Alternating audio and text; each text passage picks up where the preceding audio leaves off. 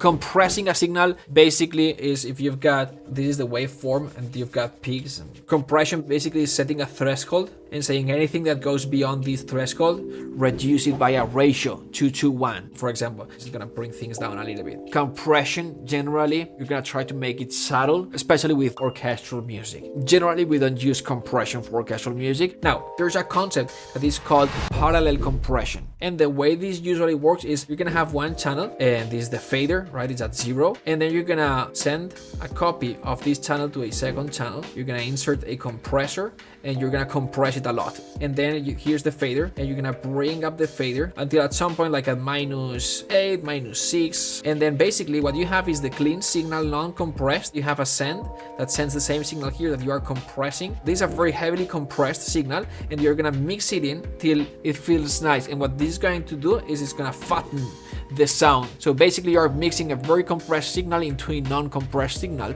and it's very nice, sounds very natural. There are some composers who got everything parallel compressed. I prefer the more natural sounding. So the way I do parallel compression, I just use FabFilter, right? And I'll set it up for parallel compression. This is the dry signal, this is the wet signal. The wet signal I've got at a -6. Very heavily compressed, a 10:1 ratio. I wanted to show you the difference. So this is the piano without, with. It's very subtle. I'm gonna solo this guy. This is with.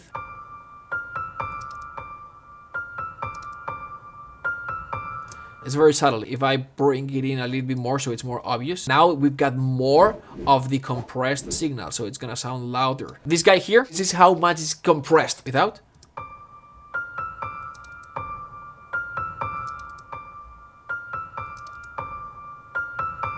This is the original signal, not compressed. Plugin bypassed. Now compressed. See, the compression is super heavy. It's too much compression. We can hear it kicking in. We're compressing 10 dBs, way too much. If we were to compress, generally we are in the range of -2, -3 dBs, and that's kind of like natural sounding. When doing parallel compression, if your plugin can do it, oversample it, it's just going to sound a little bit better. Uncompressed, compressed. So it's a compressed signal, obviously sounds softer. Now what we are using is not this signal. We're gonna turn this down here like this, and we're gonna bring up the dry sound. If we bring up the dry sound, that's something that we can do here with this specific plugin. But if we weren't using this plugin, we had to do the copy, what I explained earlier, right? I'm doing the parallel compression inside the plugin. I'm gonna bring in the dry signal, so the uncompressed.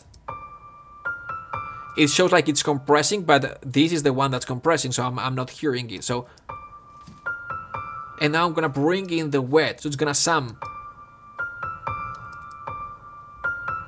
So now we've got two signals, the dry and the wet. It's 50-50. So without, with.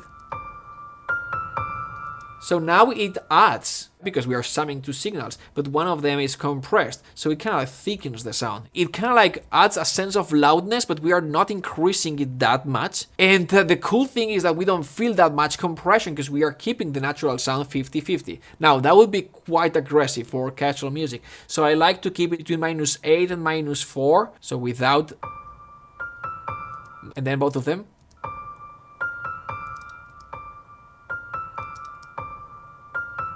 This is -8. If I go to -4, it's gonna be more noticeable. It sounds more present. Making a mix sound loud, it's basically a matter of positioning. But this is a trick that's going to increase the level, the perception, the presence of everything without having to work the details.